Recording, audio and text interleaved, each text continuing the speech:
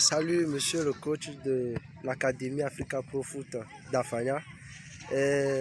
J'aimerais que vous nous dites les objectifs du centre APFA et nous donner un peu l'historique de ce centre.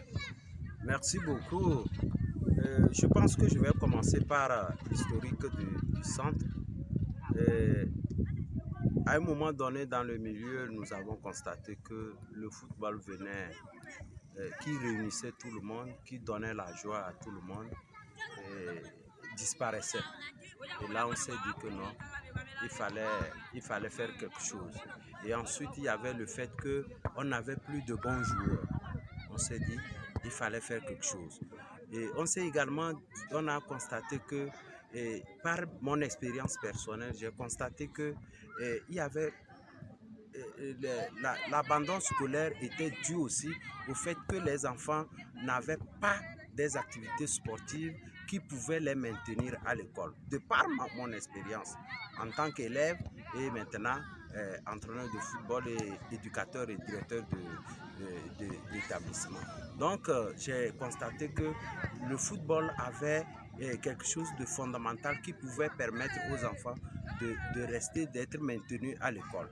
Donc, et c'est ça qui nous a poussé pour éviter que les enfants du Bamono, les enfants d'Afanya se fassent exploiter hors du pays, quittent l'école très tôt et tombent enceintes très tôt et se fassent exploiter dans les autres pays avec les travaux forcés alors qu'on aurait pu trouver une solution.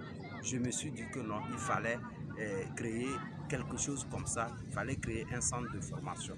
Voilà les raisons qui nous ont poussé à cette époque en 2010, le 10 novembre 2010, à créer Africa Pro Foot Academy. Nous avons créé le centre et à l'époque, on n'avait qu'un vieux ballon, donc on a regroupé les enfants, on a travaillé.